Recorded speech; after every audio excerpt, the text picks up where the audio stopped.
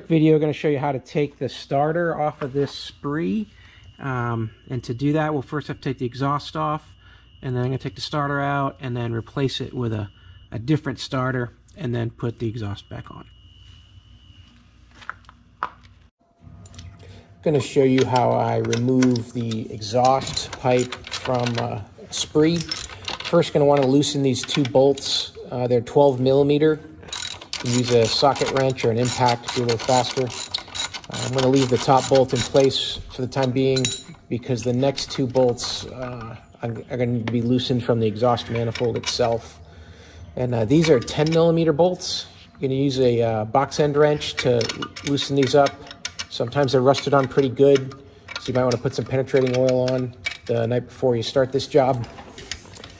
And there's two of them. And usually these are rusted pretty bad, so you end up using the wrench quite a bit to get these off. It's kind of tedious. But once you've got both of these loosened up, you don't have to take them off the bolt. You just have to loosen them up almost the whole way.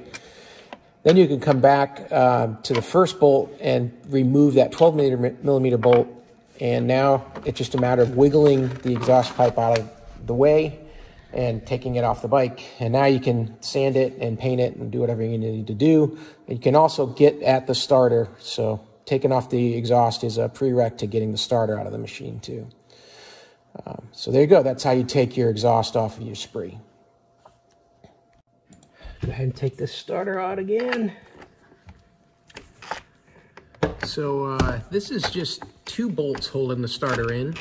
They're 8 millimeter bolts. So you'll want to use a long extension, and you can get to these with a small impact drill. And when you get the two bolts out, one of them will have this green ground strap on it. So you're going to want to get the bolt out, get that green strap out of the starter there. And then you're going to just wiggle the starter up the frame, between the frame and the engine. And that wiring harness can get in the way, so you're going to try to push these wires to the side. And then the whole starter will come up through the top. And then when you get it out, you're going to be able to undo the screw that's holding the red power cable on to the starter. But you really don't want to try to undo that red power cable while the starter's down in this hole, because you just can't really get a screwdriver on it. But like I showed here, if you just keep pushing on these wire harness cables, you'll get them out of the way.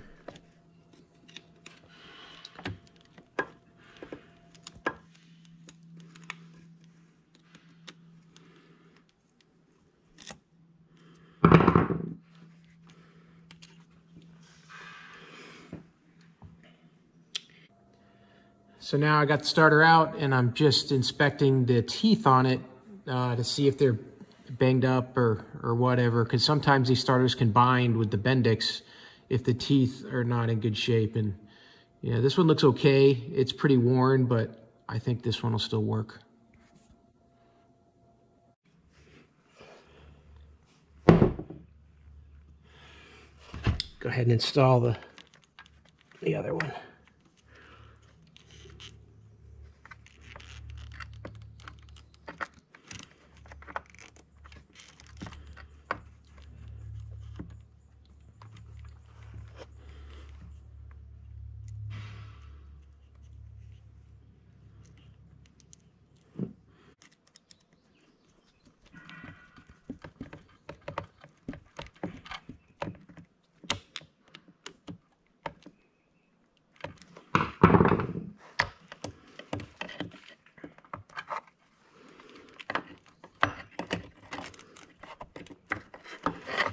Just slide that rubber cover back up on that positive terminal.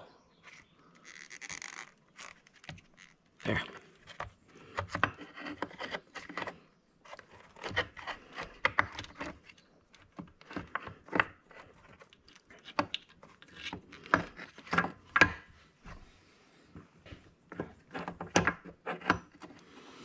All right, and then got to make sure there's a gasket that goes on there. Shine some light. Gasket O-ring right on the end there, which would back that starter gear off just a hair, so that might be important for it binding too. But that goes into the frame housing there. So don't forget that O-ring. It's easy to pop it off when you're trying in this tight spot to get everything to go where it needs to go.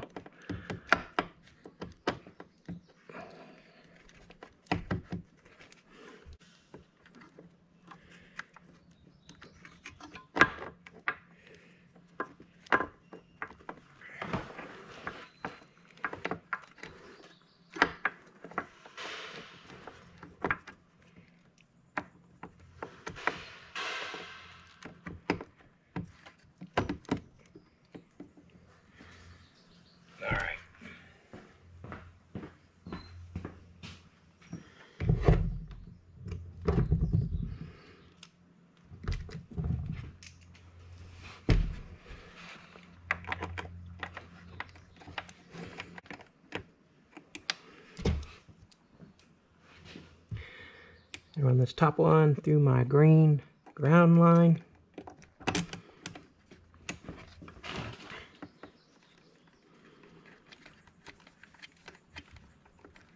All right.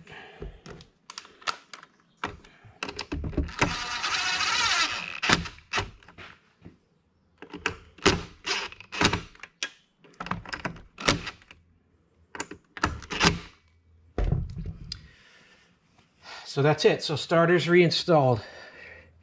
So you got to remember 2 bolts, green ground lined on the top one, rubber gasket covering up your positive after you put that screw in to hold the positive line on, and then an O-ring around the end of the starter as it goes into the frame. And now the starter's installed.